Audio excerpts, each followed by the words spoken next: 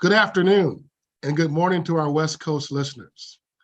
Welcome to our American Bar Association Civil Rights and Social Justice Weekly Chair Chat. This week, we are highlighting October as National Bullying Prevention Month and LGBTQ plus History Month. And I'm so honored to have as our guest this week, Casey Pick from the Trevor Project and Ross Murray from GLAAD. Welcome to our weekly chair chat. So glad you were both able to join us today. How are you? Thank you. Doing very well. Yeah, Great. Doing great. So happy to be here. Wonderful. Casey, I want to jump in and start with you. Could you please tell our listening audience, what is the Trevor Project? Thank you so much for asking. The Trevor Project is the world's largest suicide prevention and mental health organization for lesbian, gay, bisexual, transgender, queer, and questioning young people. We offer free and confidential 24/7 crisis services via a phone lifeline, text, and chat service platform. We also run Trevor Space, a safe space social networking site for LGBTQ youth. Our programs include our advocacy team, of which I'm a part, that fights for policies that are beneficial to LGBTQ youth mental health and fights back against laws and policies that would be harmful. We also have an incredible research team that conducts surveys and creates new resources telling us about the lived experiences and mental health of LGBTQ youth. And we have a public education team, which informs adults who interact with youth on LGBTQ competent suicide prevention, risk detection, and response. All of it geared to saving young LGBTQ lives. And when was the Trevor Project founded? About 24 years ago, actually. Okay. Wow. Wonderful, wonderful. Thank you for sharing that. That's important work that's critically important to our communities and also really highlights and the work that lawyers should be focused on with respect to our civil rights and social justice section of the ABA.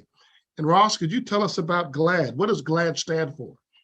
Happy to talk to you about GLAAD. So GLAAD is the world's largest LGBTQ strategic media advocacy organization. We started in 1985 to challenge defamatory coverage, ways in which the LGBTQ community was being stereotyped, misrepresented, and then to turn to educating and helping the media to tell the story of the LGBTQ community in a way that is fair and accurate and inclusive. And of course, if you remember, 1985, media was much more limited. We had like newspapers and TV and film. Since then, we've grown and expanded in a way, the same way that media has as well, so that we are looking at all of those ways that we influence culture and how people think and how people feel about the LGBTQ community. And so we are working still in entertainment and in Hollywood and with journalism and newsrooms, but also have verticals and programmings that are touching social media, music, celebrity and culture, advertising, and working specifically with specific communities like Spanish language media and Black queer voices. All of those is to both help educate and shape the media so they can tell the best representation of the community, but also in terms of recognizing how the media is a tool for us as a community to be able to represent ourselves, to advocate for change in the wider world, call attention to issues that aren't being reported as much, and using that as a way to eventually be able to create, official policy changes, and also the way in which we treat and interact with one another. Thank you for sharing that. So critically important. We all have heard about and see the horrific bullying and hate crimes that have occurred throughout our country in recent years, particularly around people who are part of the LGBTQ plus community.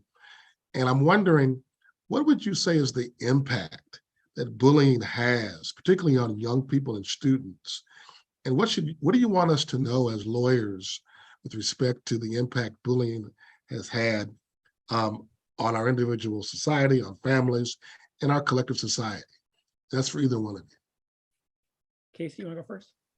Sure.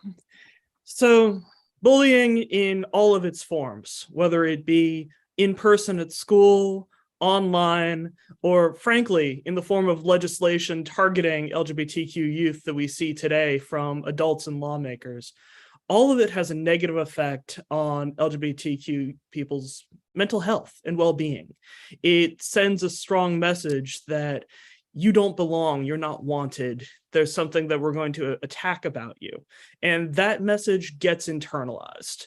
That can have many different effects. As a suicide prevention organization, we are always aware that a sense of belonging is an important protective factor. Knowing that you are wanted and loved for who you are, these are things that help to reduce rates of suicidality among our population. And that's an important thing to know. In the United States overall, suicide is the second leading cause of death for young people, and LGBTQ youth are 4 times as likely to report seriously considering suicide or having a suicide attempt as compared to their straight and cisgender peers. That isn't because of anything that has to do inherently with a person's sexual orientation or gender identity, but rather because of the way we are treated in society. So the increased rates of experiencing bullying, violence, discrimination, these are the things that contribute to the minority stress, that contribute to heightened rates of mental health struggles and ultimately suicidality. And just to put a little bit of a finer point on it, to make this concrete, imagine that you are a young gay or trans person. You are going to school, but you know that you're going to be bullied. And maybe you know that even your teachers won't be able to intervene because a recent law has been passed that has silenced them. So it makes it harder and harder to even want to go to school. Maybe eventually you drop out, your grades have fallen, your dreams of going to college or whatever job you wanted have faded. These are all the kinds of things that can stem and start with bullying, but have an impact throughout a young person's entire life. Thankfully, we can also change that. We can stop bullying, we can create safe and affirming spaces, and we can make sure that every young person has a chance to survive and thrive. Ross, did you want to add to that? Yeah, I mean, I will say that today LGBTQ youth are experiencing a level of scrutiny that we have never seen before. And this is especially true for transgender and non-binary youth, right? And so that is leading to an environment where young people are feeling stressors that really go beyond the way that we have thought about bullying in the past.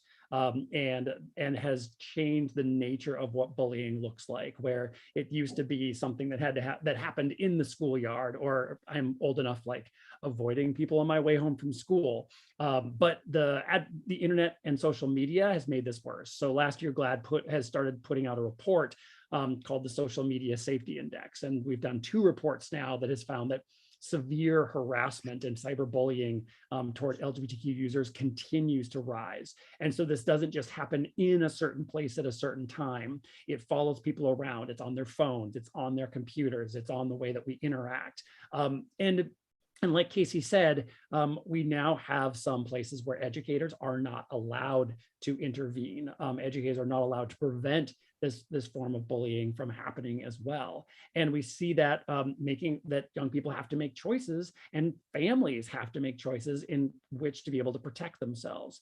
And so in addition to young people deciding not to go to school, to not be able to graduate and better themselves, even families in some cases have had to make difficult choices of leaving the states where they have grown up and have roots and have well establishment, because they've been finding this level of persecution and bullying that's being facilitated by their own state governments against them, and having to resettle their lives in other states as well. And you can imagine the economic impact, not just for the future of the young people who will grow up and join the workforce, but we're also talking about parents that have had to make the choice of spending money to uproot themselves to be able to go and reestablish themselves in a different state. And of course, I don't tell you, not every family with an LGBTQ child has the means to be able to move to a more welcoming or more friendly state as well, which continues to put them in this cycle of having to defend themselves and experiencing and living with that form of stress. That's the thing that I think is really important for us to change, both politically and legally, which I think is where the lawyers that you work with can really come in and help, but also culturally. So Right. I'm a religious person, so I say, like, I don't want to have to pass a law to tell people to do the right thing. It seems like that's what we have to do, but ideally I would love for them to just know what the right thing is and be able to act and treat people with dignity and respect. And we can do both of those things at the same time. Right. I'm a person of faith myself. And what you've said, Ross, really touches and a question that I have, another question that I have around this issue of safe space, and not just bullying around for young people, but in my experience, I've seen this also be very difficult for adults who are part of the LGBTQ plus community as well. And I have a specific example where, what you may not know about my background, I'm a past president of the National Bar Association. And when I was president, I launched an initiative to create an LGBTQ plus division in our bar association. We were one of the last national bar associations in the country who did not have this type of section or division as part of its organization. And even though there was resistance, we got that passed.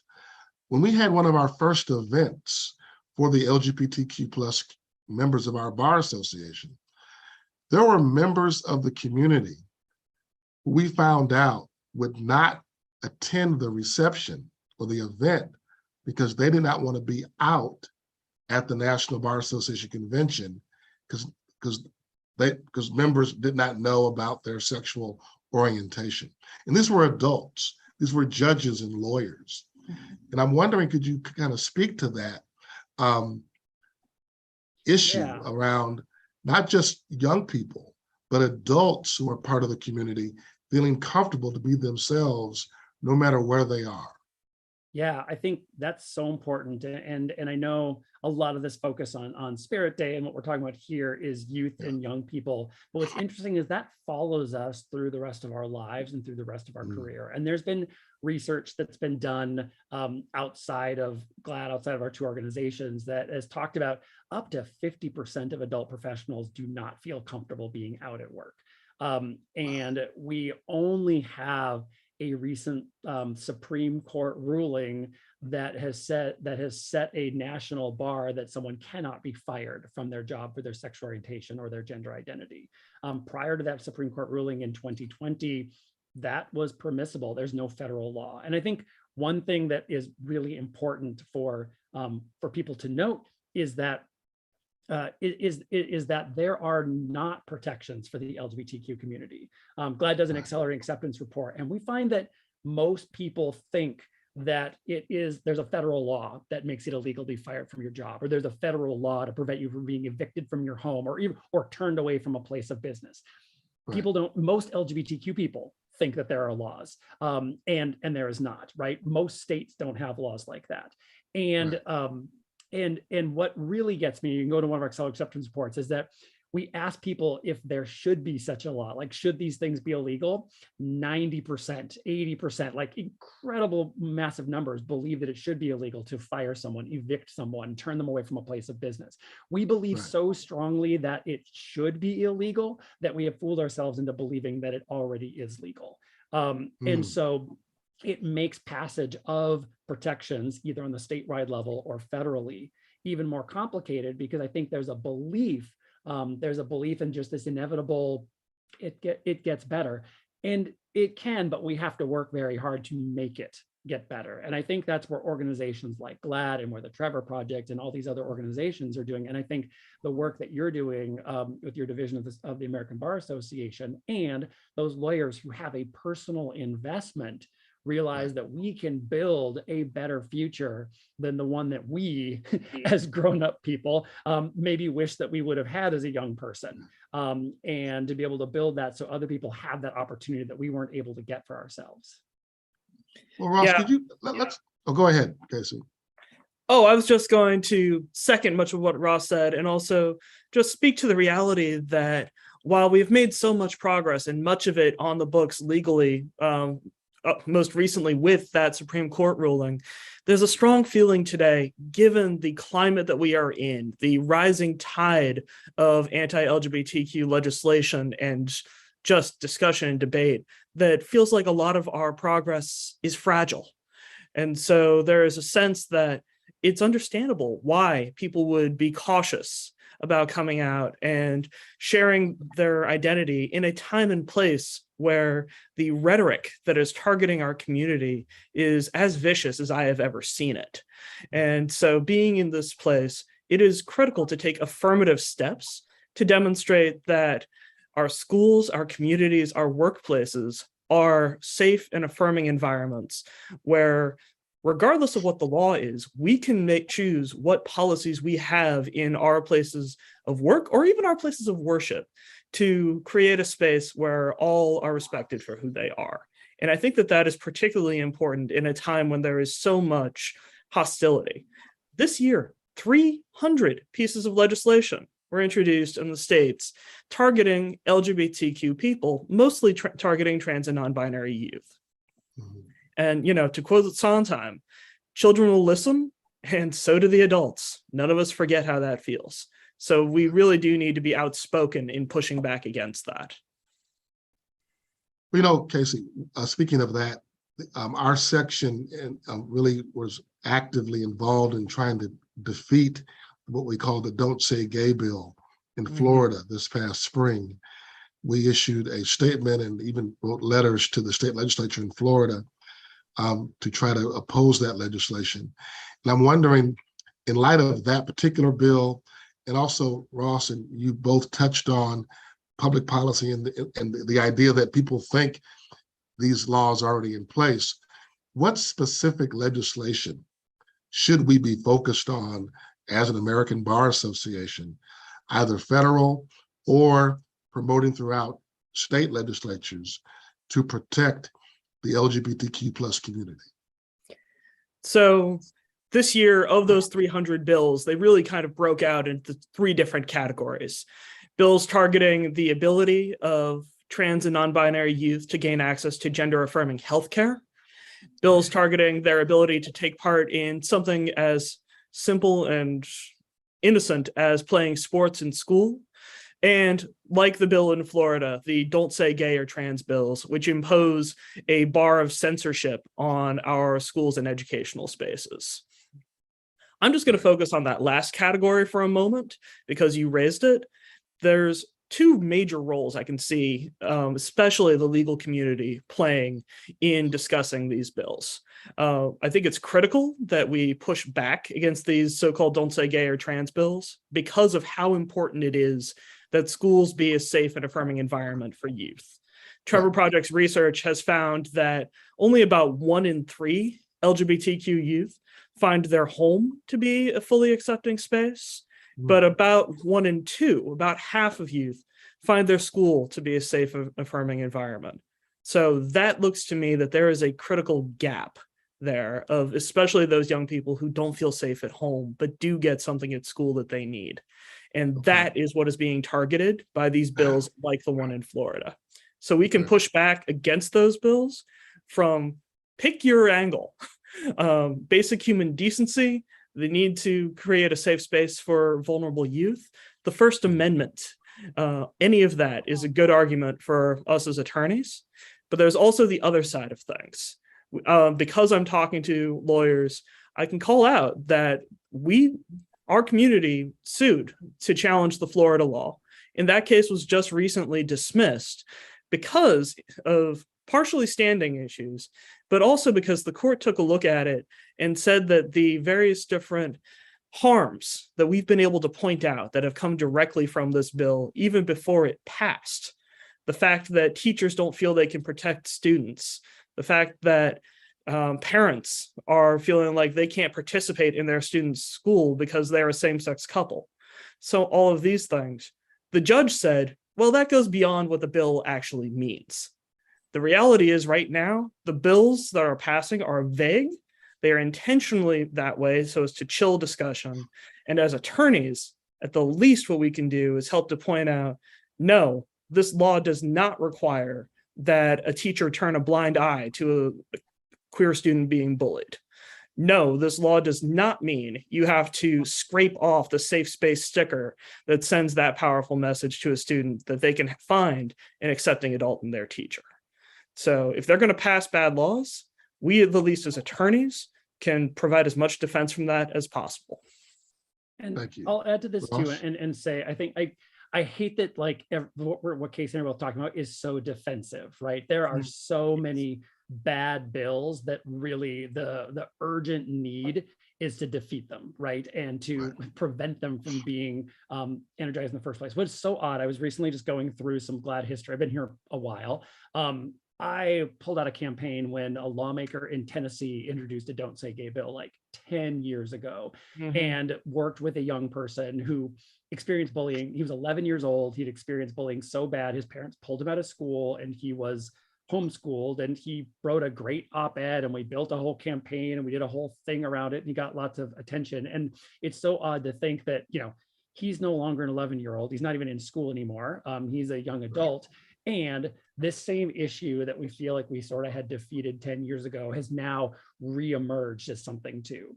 And so then, of course, there's always the pivoting into what can we do proactively. There are pieces that I've mentioned before. There's pieces of federal legislation like the Equality Act that provide a variety of protections. Those may not directly address some of these bad bills that are coming up in states, but would start to provide a level of protection that exists state to state. As lawyers, you need to know this patchwork, and you didn't know what laws exist in what states, so that you can advise your clients, you can advise your partners, you can invite people to kind of know what that is, and also know what exists and doesn't exist federally. And this goes beyond just our role, I'm not a lawyer, your role as lawyers, but to also recognize that we need to elect leaders that are thinking of the protection of young people as a part of their, as a part of the role they have as elected leaders. And so looking at bullying that happens for LGBTQ youth, what kind of legislation can we do on a state level or a federal level that can provide protections for a young person to share who they are, be who they are without fear of harassment, thinking of what retaliation looks like. And then it really is going to have to do with things like the election that we have happening in just a couple of weeks, because we're going to put legislators in place that are either going to make the LGBTQ community their target, their state scapegoat, the thing that they are going to try to pass more bad bills against, or we can elect people that are going to stand up for the community, adults, young people. And that's why it doesn't seem like political work is often at the GLAAD, at the heart of what GLAAD does, since we're very media focused, but we're very aware that even elected leaders are public figures, and what they do and say and the bills they introduce force the rest of us all to have a conversation, and that the news, in nature of covering these bills, sends messages that we are debating the lives of LGBTQ people, LGBTQ young people. And even if the bill, never goes anywhere, doesn't actually get passed, it still forces us all to have to talk about it and to have people debating the value of their worth. And so for us, for you all as lawyers, I think doing that and approaching that in a way that can start to craft what good proactive bills can be. And maybe we can't do that until after we play this defensive thing right now. But we also have got to start changing hearts and minds and recognizing that people have to be able to take action for direct intervention, one-on-one, how to stand up for young people when you see it happening, all the way up to how do I go and make sure that I am registered to vote so that we have laws that are protective for the community. How about on a local level? You mentioned state and federal policy. Are there issues that local school boards or schools specifically can do to prevent bullying on a local level? Absolutely. First off, I would note that much of this anti-LGBTQ policy that is being promoted today is being pushed at the local level, city councils, school boards especially. But that is also a place where attorneys can have a tremendously powerful voice. You are respected. You are the ones that the school boards will listen to. And frankly, a lot of this attack is being framed in terms of, well, if you teach this, we'll sue the school. So lawyers are going to play an important role in advising school districts and schools themselves as to where their liability is and isn't, so that policies that protect young people aren't erased out of an excessive caution about where that liability lies. So, but to pull it back a little bit, there are plenty of other things that can be done on that level that are proactive. As a suicide prevention and mental health organization, we work to get school boards to adopt suicide prevention policies that take into account specifically the needs of our community and also other communities at heightened risk of suicide, including communities of color. So those policies being put in place ahead of time make a significant difference, including diversity and inclusion as part of curriculum matters. Telling the stories and sharing the lives as important in everyday school makes a difference and creates an environment that is safe and welcoming, not just to LGBTQ youth, but really to all students. And there's research to back that up. Great. I think I got to agree. And I think the local piece is incredibly important. And I have to make sure I include this sort of as a plug.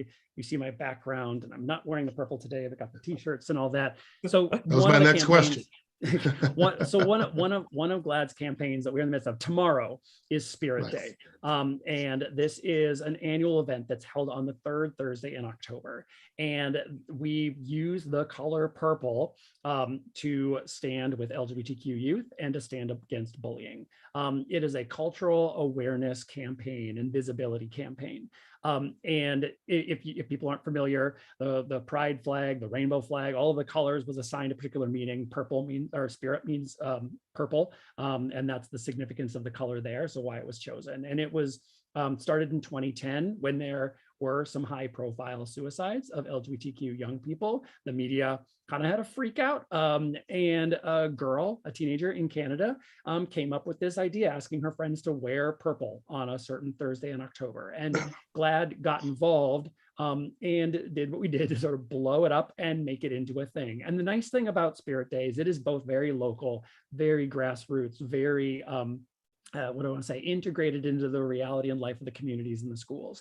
And so starting tonight and into tomorrow, you will see celebrities, sports teams, your evening talk shows, your morning talk shows, social media, brands, logos, the Empire State Building and other landmarks going purple, right? Doing something where they're, wearing clothing like this, putting on something that is graphically like this. And it is all intended to be a visible sign that I support you. And on a local level, imagine what it means to be a student at school who is closeted or experiencing bullying, and you walk in and you do see that your teacher is wearing a purple blazer or a scarf or a tie or even just a bracelet. It does not have to be a gigantic thing. It can be one of those winks and nods of, I am a safe person here in your life, which may facilitate that conversation. And we're trying to do that both on the individual, one-on-one, how do I do this in my own community? How do I do this in my own school? But also making sure that when young people turn on their televisions, log into social media, that they are seeing a sea of purple and knowing that that purple is a sign of solidarity and support for them, that makes sure that they have this web, sorry, I'm getting all religious. I'm a deacon too, so I say this, a great cloud of witnesses all around them of people that maybe they're not connected with in real life, but people that they know and see and follow and respect are also sending that sign and that message that's specifically for them. And we find that's really important. So we're asking everyone to go purple. You can find more information at glaad.org/Spirit Day to take the pledge, to download some resource kits for youth and for adults in youth lives to learn some ways that you can go purple. And then the best thing I say about this campaign is I've been inviting people, there's creativity with it too. You get to, there's no way to, as long as you do something purple, #Spirit Day. I've seen puppet shows, I've seen animated videos, I've seen graphics, I've seen all sorts of fun things. Do whatever makes sense because it's a great way of playing with your own form of expression. Yeah, absolutely love the Spirit Day, just vibe and the energy of it, and also because it aligns so well with what we know about what affects LGBTQ youth. I've mentioned, just how negative the debate that we've seen this year. 85% of LGBTQ youth tell us that the debate alone on these bad bills is affecting their mental health in a negative way. But we can take action to do something good to counteract that. And one statistic that I never leave without quoting is that knowing that having one accepting adult in an LGBTQ young person's life reduces their rate of having a suicide attempt in the last year by 40%. Wow. That adult can be a parent, yes, but they can also be a teacher, a coach, a deacon at the church, whoever it is who lets that young person know that they've got a safe and accepting adult in their life makes a tremendous difference. And wearing purple tomorrow is one great way to do that. I'd also recommend the Trevor Project's resources. Once you get done hitting up GLAAD, go to thetrevorproject.org/resources. I especially like our guide to being an ally to transgender and non-binary youth and our coming out handbook, which, whether you're LGBTQ yourself or not, is a great introduction to what it means to be an LGBTQ young person and what they're going through when they consider coming out. Okay, so that is a wonderful place to end our conversation today. I want to thank you and Ross for being our guest this afternoon. This issue and these issues are so critically important to the advancement of our democracy and our society. All of us are impacted by these issues. Everyone that I know, including myself, has a member of the LGBTQ plus community in our families, among our friends. These are personal issues that we all need to be engaged in. And so I want to thank you for elevating this conversation and this subject. We're going to be promoting Spirit Day through our social media platforms. And I will promise you, as chair of this section, we're going to do all we can to promote the public policy initiatives that we can get adopted by the ABA and that are currently adopted by the ABA to protect the rights and the privileges of the LGBTQ plus community. So you have my assurance on that as the chair this year, and I'm sure those chairs who will follow me will continue this important work. So thank you all for listening. Again, I'm Juan Thomas, chair of the ABA Civil Rights Social Justice Section. Thank you for listening and have a wonderful afternoon. And remember to support Spirit Day tomorrow